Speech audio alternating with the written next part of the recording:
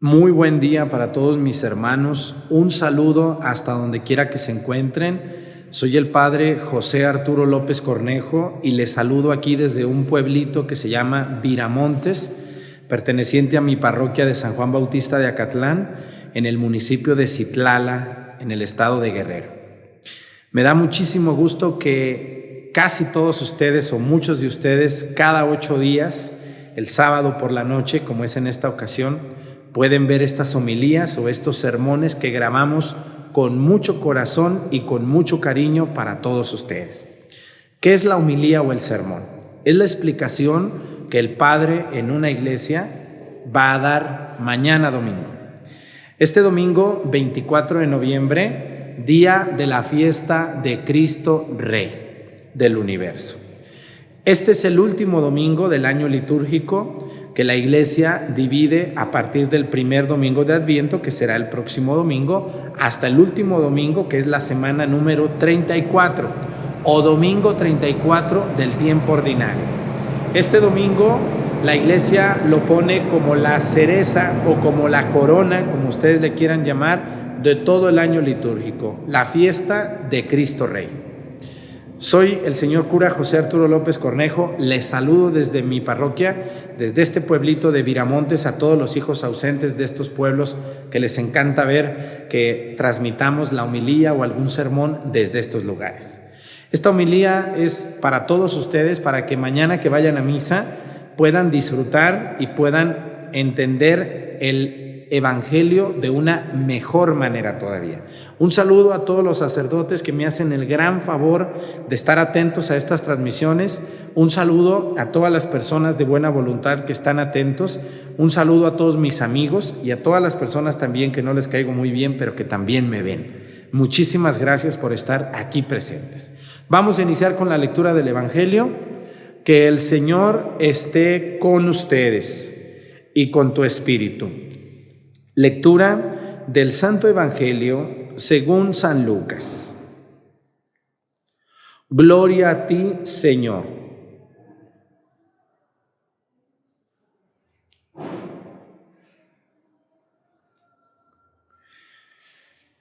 Cuando Jesús estaba ya crucificado, las autoridades le hacían muecas, diciendo: a otros ha salvado, que se salve a sí mismo, si Él es el Mesías de Dios, el elegido. También los soldados se burlaban de Jesús y acercándose a Él le ofrecían vinagre y le decían: si tú eres el Rey de los judíos, sálvate a ti mismo. Había en efecto sobre la cruz un letrero en griego, latín y hebreo que decía: este es el Rey de los judíos. Uno de los malhechores crucificados insultaba a Jesús diciéndole: si tú eres el Mesías, sálvate a ti mismo y a nosotros. Pero el otro le reclamaba indignado: ¿ni siquiera temes tú a Dios estando en el mismo suplicio? Nosotros justamente recibimos el pago de lo que hicimos, pero este ningún mal ha hecho. Y le decía a Jesús: Señor, cuando llegues a tu reino, acuérdate de mí. Jesús le respondió: yo te aseguro que hoy estarás conmigo en el paraíso. Palabra del Señor. Gloria a ti, Señor Jesús. Muy bien. San Lucas hoy nos presenta un evangelio que yo creo que todos ustedes y yo tenemos en la memoria de alguna manera grabada gracias a alguna imagen en nuestro pueblo. Esa imagen que conocemos como la imagen del Calvario.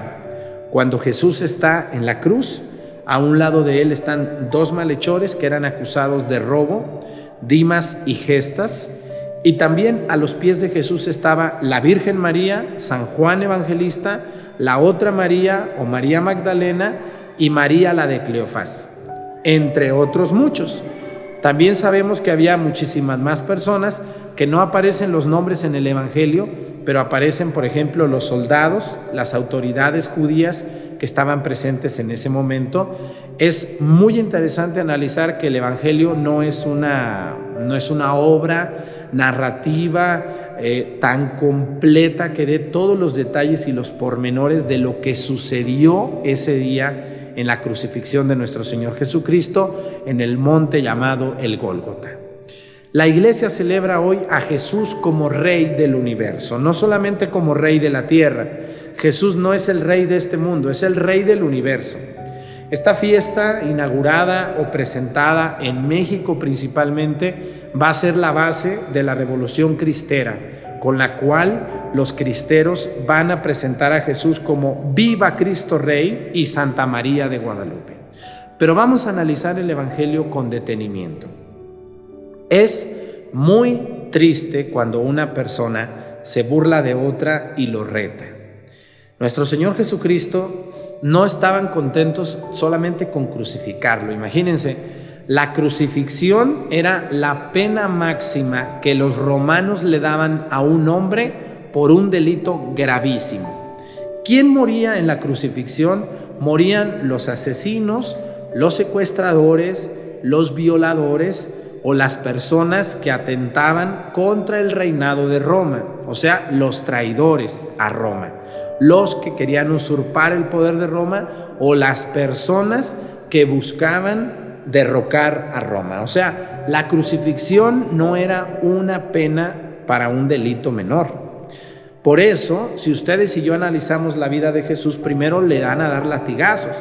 Y hay que entender muy bien que las autoridades de aquel tiempo se reservaban el derecho a mandar crucificar a un hombre.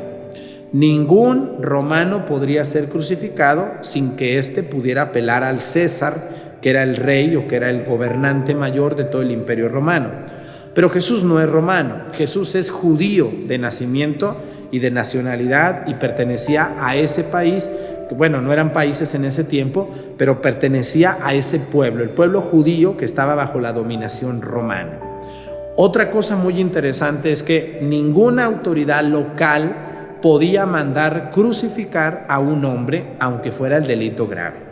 Los únicos que podían mandar crucificar a un hombre era el procurador romano, la persona mandada por el César a una provincia, o en su caso alguna autoridad al igual estilo o al igual ubicación de un procurador romano. Roma dividía todos los países o los reinos en provincias. Este lugar es la provincia de Judea, donde está Jesús en Jerusalén. Ya sabemos que fue Poncio Pilato quien lo condena, pero hay que entender muy bien una cosa. Jesús es crucificado más por presión que por razón. La presión judía, los judíos van y presionan a Poncio Pilato.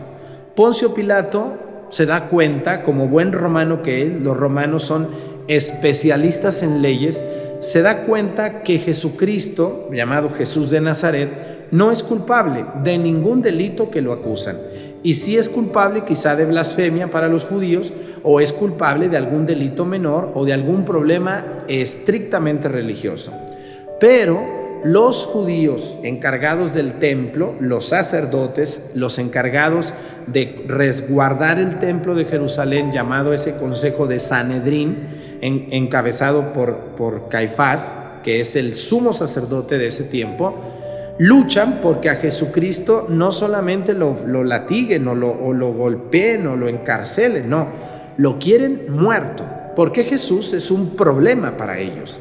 Porque Jesús se va a presentar como el Hijo de Dios y como Dios mismo en la tierra. Entonces, lo cual era una blasfemia total para el pueblo judío y obviamente para los custodios del templo de Jerusalén de entonces.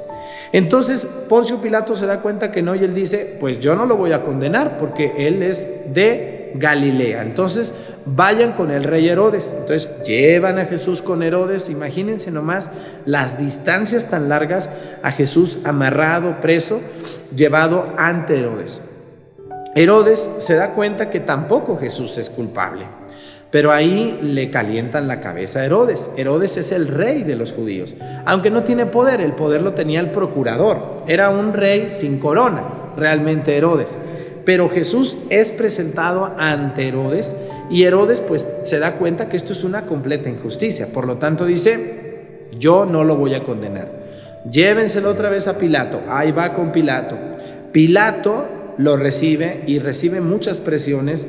Si tú no lo condenas, no eres amigo del César, porque ha dicho que es el rey de los judíos. Entonces Roma, cuando algo le huele mal de una usurpación, huele mal porque este hombre es un peligro para Roma, puede levantar un ejército contra Roma, puede haber muchas manifestaciones contra Roma, bueno, pues mejor que muera un hombre y no que muera todo el país, ¿no? Entonces hay muchas conjeturas que se dan con Jesús delante de Poncio Pilato, y Poncio Pilato, como buen político que quiere quedar bien con el pueblo y con la mayoría, pues dice, bueno, pues yo me lavo las manos, ¿no? Y ahí está el dicho tan conocido de me lavo las manos, como Poncio Pilato. ¿Por qué? Porque Poncio se da cuenta que Jesús no es culpable. Sin embargo, lo condena a muerte por presión de los judíos y les dice que la sangre de este hombre se descienda y caiga sobre ustedes, dice Poncio Pilato, no sobre mí. Yo no soy culpable, pero sí es culpable, pero no tanto porque obedece a presiones judías. Pero bueno, fíjense nomás, Jesús está en la cruz. Y no solamente viendo a aquel hombre que está crucificado, que fue golpeado, que le pusieron una corona de espinas, que lo escupieron, que está siendo humillado delante de todo el pueblo, porque ser crucificado, aparte de doloroso, era una humillación pública. Entonces Jesús está en la cruz, y no solamente hay personas, no sé si ustedes conozcan personas, que cuando han visto derrotado a su enemigo, cuando lo han visto humillado, cuando lo ven que ya no puede más ese hombre o esa mujer, todavía van más y todavía remueven más la herida. No sé si ustedes conozcan gentes que son así, que no les basta con verte hundido, todavía te pisan más, todavía te humillan más, todavía se aprovechan de ti mucho más. Eso va a pasar con Jesús. Había personas que lo estaban viendo en la cruz y no les bastaba con verlo morir, todavía iban y lo insultaban.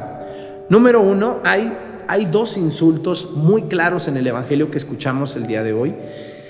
Número uno, las autoridades. Dice así el evangelio. Les voy a volver a leer este pedacito porque es muy interesante ver cómo San Lucas presenta con calma y con mucha meticulosidad esto. Dice, las autoridades le hacían muecas. ¿Qué quiere decir hacer muecas? Gestos, burlas. Se burlaban. No sé si ustedes han visto gente que no te dice nada, pero se está burlando de ti con sus muecas. Y a veces eso duele más que una ofensa. Dice que le hacían muecas y le decían, a otros ha salvado, que se salve a sí mismo si es el Mesías de Dios, el elegido. Cuánta ofensa a Jesús, ¿no? Cuántas agresiones contra él. Si ha salvado a otros, que se salve a sí mismo. Esta tentación tan grande que existe en todos los hombres y mujeres, que está en nuestro corazón, y es que esto es un ir contra un mandamiento, el primer mandamiento de la ley de Dios, cuando dice no tentarás al Señor tu Dios. No tentar a Dios es exigirle una prueba, es pedirle a Dios cosas muy concretas frente a algo que yo no entiendo o comprendo.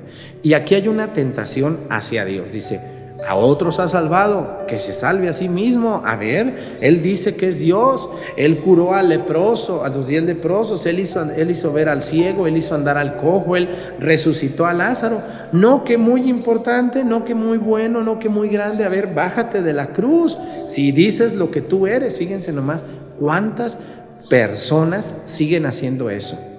¿Cuántas? Yo no voy a la iglesia porque Dios no me hizo el milagro. Bueno, Dios hace milagros, pero no hace caprichos. Hay que distinguir muy bien.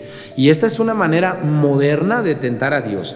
Lo mismo que hicieron las autoridades judías de hacerle muecas a Dios y burlarse de él cuando está en la cruz. Todavía, imagínense, cuando tú le haces muecas a alguien que está igual que tú, en la misma situación que tú, bueno, pues dices, pues qué bueno, pues qué duro, ¿no? Pero te puedes defender, puedes exigir, puedes decir, puedes incluso no agredir, pero sí poner en su lugar a las personas. Pero un hombre que está en la cruz, que está desangrándose, que está muriendo, y todavía ir y gritarle, a otros has salvado, sálvate a ti mismo, y dices tú que eres el elegido. Fíjense nomás, cuánta cuánta maldad de estos hombres, y actualmente sigue habiendo eso, aunque ustedes no lo crean, sigue habiendo personas que tienen muchísima maldad contra Dios, mucho odio contra Dios, porque Dios no les hizo sus caprichos, porque Dios no les hizo lo que ellos querían. Entonces hay un reclamo, gritos, insultos hacia Dios, que sigue estando en la cruz, como lo vemos aquí. Pero qué tristeza que existan personas con este tipo de amenazas hacia Dios. Aparte que es pecado, tentar al Señor nuestro Dios. Vamos a la segunda parte, dice, también los soldados se burlaban de Jesús. Imagínense nomás, los soldados que le habían puesto la corona de espinas, que lo crucificaron, que estaban con él ahí, que lo estaban viendo cómo se desangraba, y sobre todo que sabían que era un inocente, porque los judíos sabían que esto era por presiones políticas, y sobre todo algo más que la presión política, era por envidia. Jesús era un hombre querido, era un hombre seguido, era un hombre aplaudido, era un hombre que lo buscaban las gentes. Entonces había mucha envidia, muchísima envidia, como suele haber en día de hoy en todas las personas que tratamos de hacer las cosas más o menos bien. Dice así: los soldados se burlaban de Jesús y acercándose a él le ofrecían vinagre y le decían: si tú eres el rey de los judíos, sálvate a ti mismo. Fíjense nomás, dice: si tú eres el rey de los judíos, sálvate a ti mismo. Qué fácil es hablar contra Dios y gritarle a una imagen de nuestro Señor Jesucristo cuando no nos hace lo que nosotros queremos, y decirle: si tú eres Dios, sálvate a ti mismo. Fíjate nomás, dice: si tú eres el rey de los judíos, sálvate a ti mismo.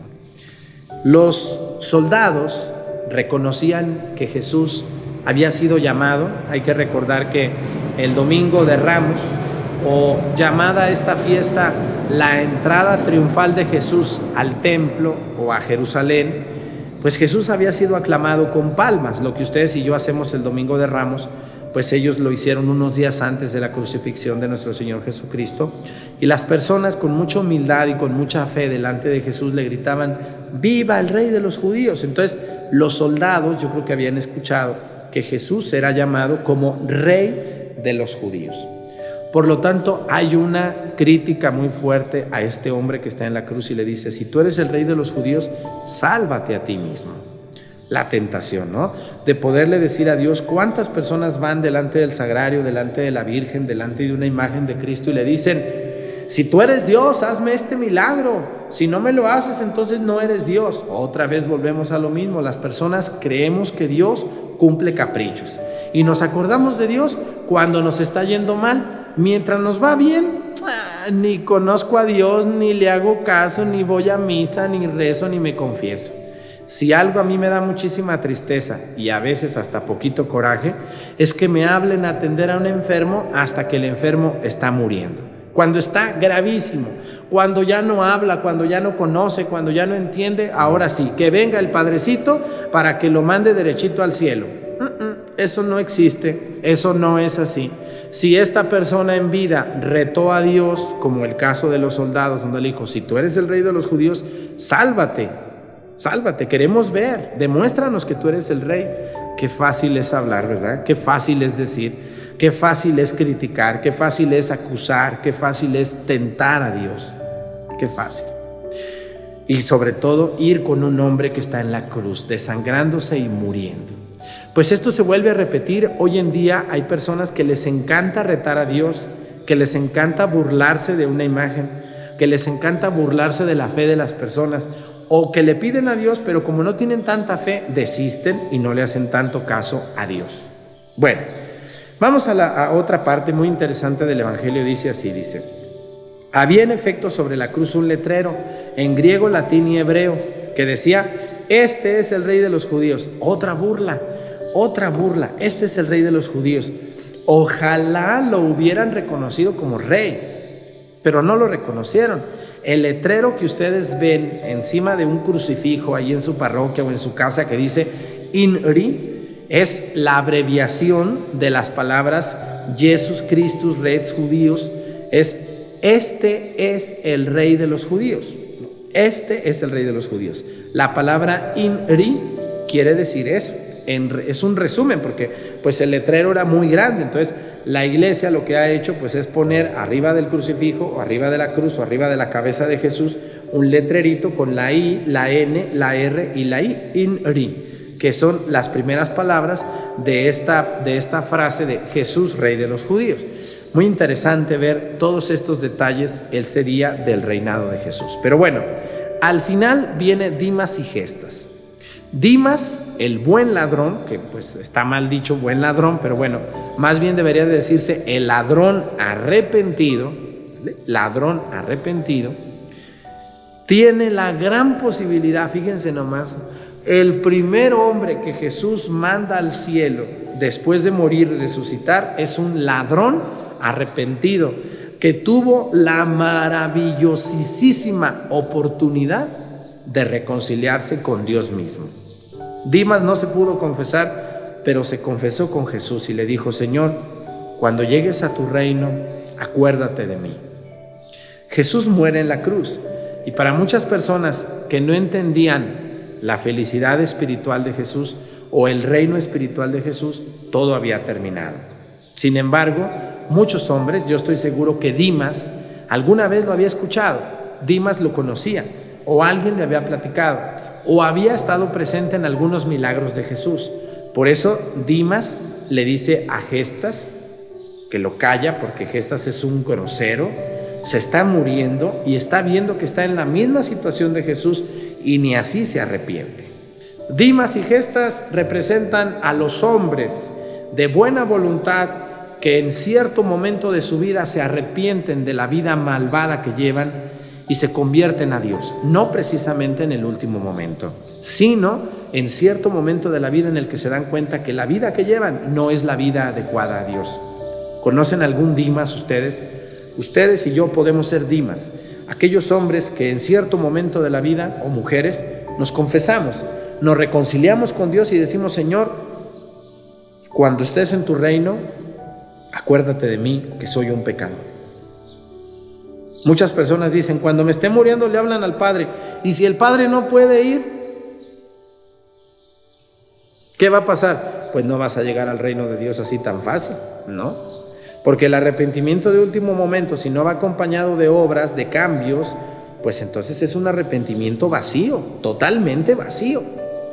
Y sin embargo, existe Gestas, la persona que se resiste a Dios, que abundan, de estos hay más.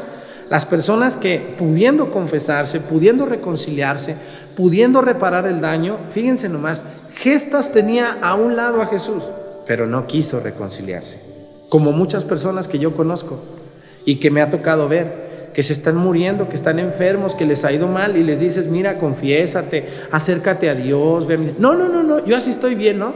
En otras palabras te están diciendo: yo así de puerco como soy con mis pecados, así estoy bien. Así como soy de malvado, ratero, flojo, chismoso, metiche, majadero, grosero, no voy a misa, no rezo, no voy a la iglesia, así estoy bien, yo así me siento bien. Ah, bueno, pues sígale así, como Gestas, que es condenado también por Dios gracias a que no se arrepiente y se resiste a la maravillosa misericordia de Dios en el último momento de su existencia.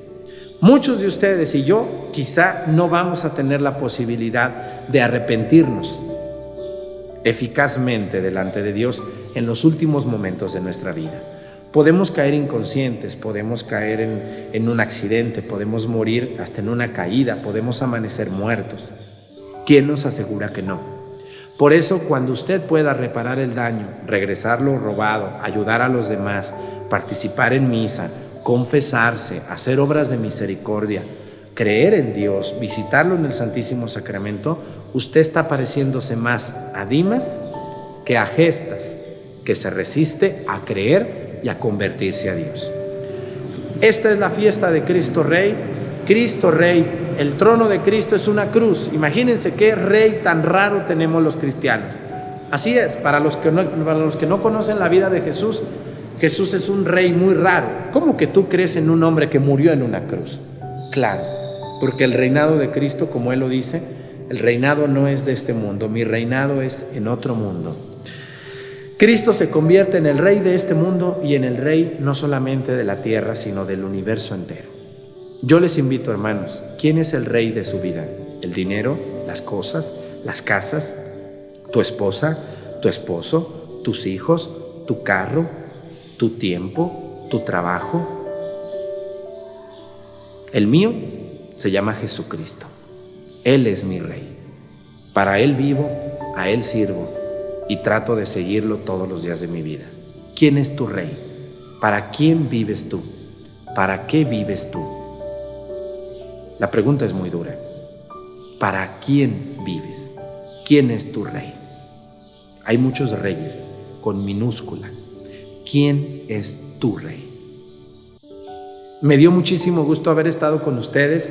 Este domingo ustedes van a estar viendo esta transmisión y yo en este momento voy a estar en el Congreso Cristero de María Visión. No se vayan a perder, por favor, este momento.